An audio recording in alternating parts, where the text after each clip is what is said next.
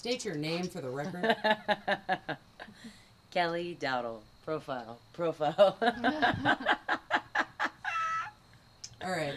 So tell me a little bit about your career in the creative and how you got started.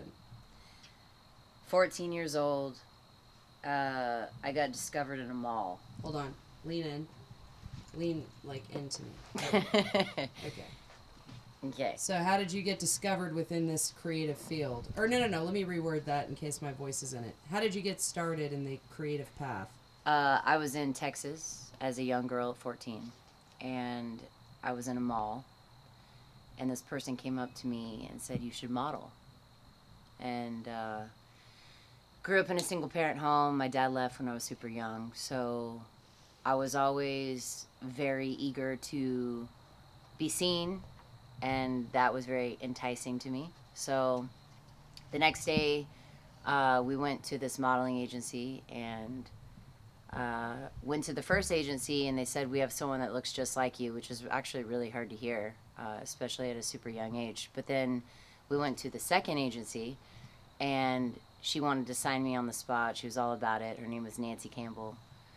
Love that woman. And signed me on the spot, and then within 2 weeks I was working nonstop, doing a lot of print ads. And I remember after like the second or third job that I had, I got in the car and I told my mom, within a month I'm going to be in a national magazine, probably 17 magazine, because at the time that was the jam, and I wanted to be in that. And within 2 or 3 months I was in that magazine. And so I think for me, I started visualizing what is possible when I started to see my face on a print of something that was like actually in a magazine. It became tangible for me to like actually touch and feel and see what's possible.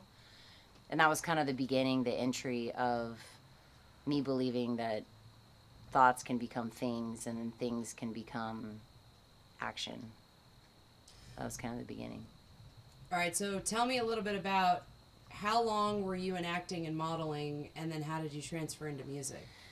Oh shit, so I started modeling when I was 14, and that was a very weird world to be in.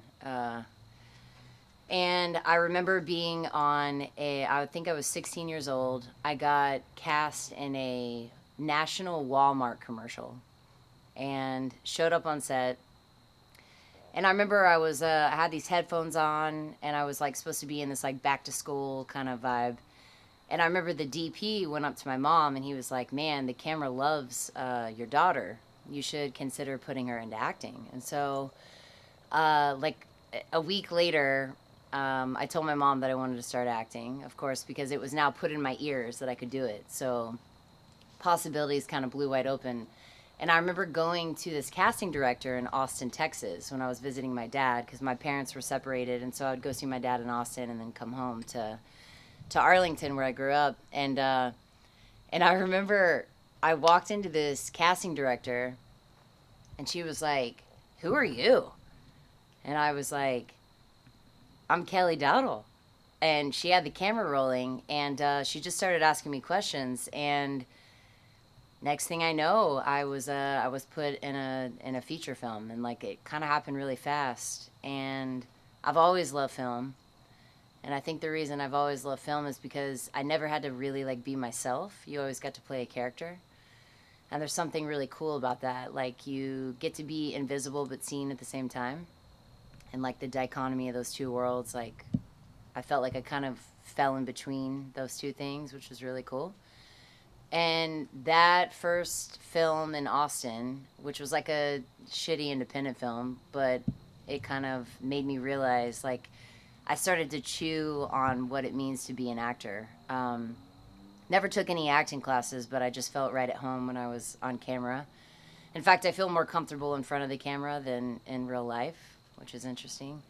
But I remember I did that first project, and then that kind of catapulted me into 15 years of acting. And since then I've done, acting is my greatest joy. I feel very at home in the process of creating projects that move people or move them into something they want to feel or moving them out of something they don't want to feel. I think there's really a lot of beauty in film. So I did that for a long time. And then of course COVID hit, and that was a real interesting time for all of us, obviously, the pandemic, right? What a word. But I noticed when things shut down, so did everything else. And I was alone, not in partnership, didn't even have a dog, by myself. And that was the first time when I couldn't put myself out there to play a character or a role. And I think that was a really defining moment for me, because I think the real pandemic was in my heart with, like, what if sickness happens? What if life ends? What does this mean for me? And so I think, like all of us, we start thinking about what does that mean? What legacy am I leaving behind or not leaving behind? Or maybe I'm just like everyone else, and I'm just trying to survive and like figure it out. So I remember one night specifically during COVID, I had been drinking way too much and just kind of trying to get through the days. And I remember I laid on the floor, I ate a lot of chocolate mushrooms, and I went on this journey. And during this journey, it lasted about 4 hours, but the first 2 hours, I went into this deep kind of trance. And I normally wouldn't disclose this, but fuck it, I don't really care. I saw my inner child next to me, and she was 4 years old. And she was literally right next to me, and I was holding her hand, and I asked her, "What do you want?" And she said to me, "I want to sing and I want to write." And I remember from that day forward, I sat up and I kind of came out of it, and I promised myself that from that day forward, I would fulfill that little girl's promise and dream, and that I would do anything it took to make that happen. And the irony, everything comes full circle, which is why I really believe that our process is really the perfection, and everything that we have been born into and lived from the very beginning of time is actually part of the story and compounded interest into our best interest. I told myself, okay, this is what she wants. Ironically, 14 years prior, I was in a music video for Lone Star, the country group, and Dean Sams of Lone Star, it was his birthday, not even 4 days after that psychedelic experience happened. And I remember getting on Facebook, and I said, "Hey, Dino, happy birthday." And then I private messaged him, and I said, "Hey, I had this really profound moment on my floor by myself. It's kind of hard to explain, but I had this kind of whole revelation, and I think I need to dabble in music. So if the opportunity ever presents itself, I know you're like in the, you were in this like huge country music band, and you were like a total fucking rock star, but can I come to Nashville and do a co-write with you and like fuck around with music?" And he was like, "Hell yeah." And he goes, "I don't know if you remember, but when we weren't filming on that music video, you were humming and you were singing with the band. We were sitting on perched up on the porch." And he was like, "I always knew you had something in you. So like, yeah, the answer's yes." So sure enough, the bar lifted with the whole flights and pandemic and all the shit. And I took the first opportunity I could to fly to Nashville. I landed in Nashville. I did my first co-write with Dean, and that was really the beginning of my music process. We did 4 songs together, which I'm really proud of, Wide Open being one of them, which is probably one of my favorite songs of all time.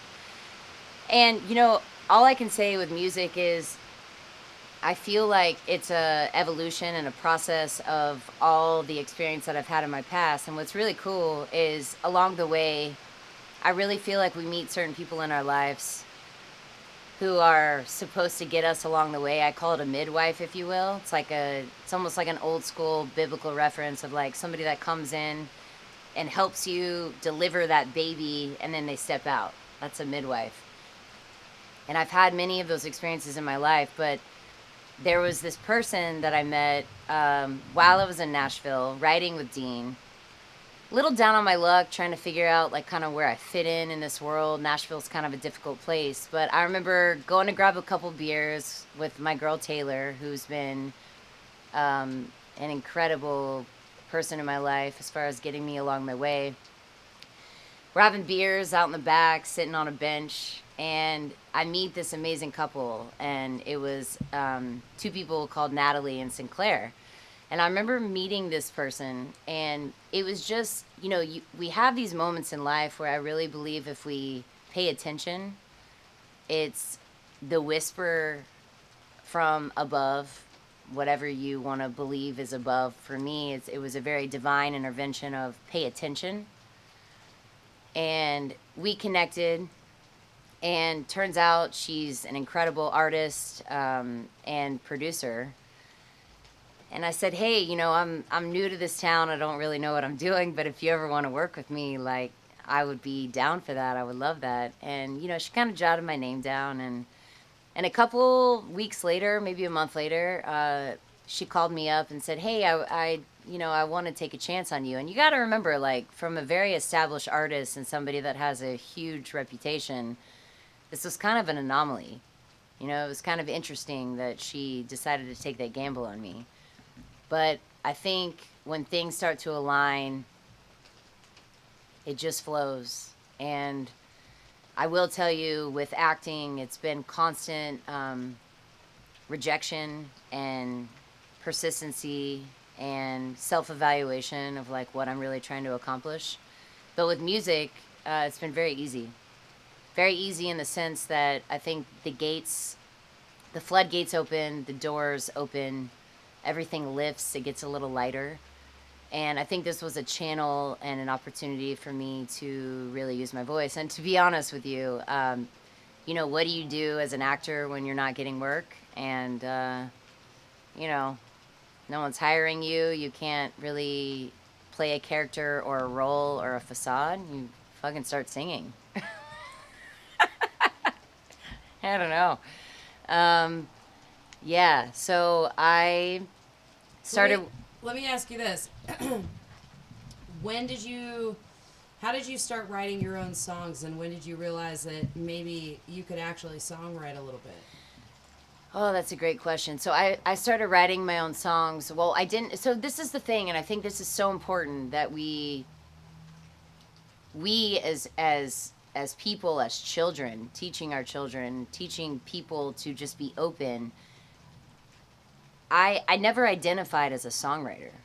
I have no credentials, but the credentials I do have is my experience in life. And if I rewind the tape, at the time of 2 years old, 4 years old, 5 years old, I had such a vivid imagination to take myself out of the experience of my pain, of what I was experiencing, that I started writing in a journal at the age of 5 years old, writing about what could be, what my experience was. So I started pulling out all these journals during COVID. I've had journals since literally the age of 7 that I started flipping through. I used to have this runaway box, and it was always my threat to my parents. I was going to run away. And in that box, I had all these journals, and I had these like collective stamps that I would keep, and baseball cards. I didn't even like baseball, but somehow the face of the guy holding the bat on a baseball card was really important to me because it was like his bat, And I used to collect those. And I started opening up all these journals again. And I realized that I've always been a writer. And my brother was an incredible musician growing up. I used to listen for hours. He would play for hours. And learning the guitar, it was horrific. It was like, hearing nails down a chalkboard. It was just, at the very beginning, it was painful. But then you hear him through his process, and you hear him get better and better. And I remember saying, I actually thought about this the other day. What is my qualification? I'm not qualified to do this, but I am, and here's why. every time he was playing the guitar, I was ear training. And I may not be able to play 12 instruments, but I heard every chord he stroked. I heard every time he sang a note. And that became instilled in me. And so that today is I think that's the thing that I allow to flow through me now, is that I actually am much more equipped than I ever knew and that I believe. And I always laugh now because I'm like, I actually was training that entire time to become who I am today. And all of those life experiences have led me to here now. So I've been working in the studio for over 2 years now, and it's incredibly powerful. Not only like the process and the growth, but I think the most important thing is like that I took the leap and I took the risk. Because the truth is, like, I'm not the best singer in the world, but, and I'm maybe not the best writer in the world, but it doesn't matter. It's irrelevant because for me, I followed the whisper in my heart. I followed my passion. I followed my truth, which was really getting in touch with my inner child and hearing her and following through and committing to the process of what she wants. And as an adult, I think sometimes we disconnect from the truth and the most authentic part of our heart, because I think we are so conditioned and programmed as children to pick a lane. You want to be a doctor, go to med school. You want to do this, you're labeled as one thing. And it's a very singular path. And I challenged myself after this whole process with really connecting to self, and I think I'm a lot of things, and I think a lot of things are possible. And so it's just very interesting now because I'm like, wow, I think all of the lifetime events have led me to this moment of now being a songwriter and a singer, and it's really fun. And I think the thing that I would want to tell everybody is like, there's no prerequisite. There's no qualifications. You don't need a degree. You don't need to go to school for X, Y, and Z. You just gotta listen to your truth and you gotta fucking follow it.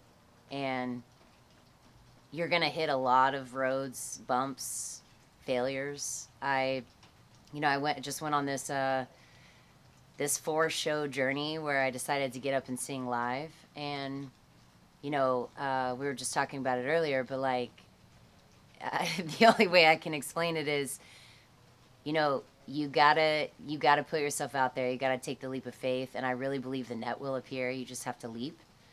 And failure to me now is such a reward because there's no such thing as like, I actually don't believe that I think failure is very real and I think it's required, but I actually think it's the prerequisite to success and the prerequisite to being great. And the more that I fail, in the sense in my own mind of falling short of what I wanted, I'm believing now, as my friend indicated earlier, is information for me to collect and to move forward in. And the coolest part for me now is like, how many times can I get back up and try again? And it's cool because the first time that I sang in a room, there were literally maybe 4 or 5 people there. And it was a huge wake-up call, but this whole process has led me to the point of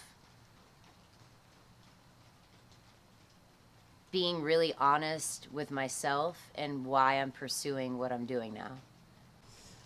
So go back a little bit and tell me about, your first experience performing live for an empty room, and then shortly thereafter you performed in front of a lot of people. So what was the first experience like? What was the takeaway? And then when you got up on stage where there was considerably more people. Yeah. What was the feeling within that? Yeah, for the first show was very much a hit to the ego, very lonely, very scary, very lots of feelings of not feeling worthy enough, feeling good enough, feeling like I belong. But it's crazy because that one show really mirrored really my childhood all the way through.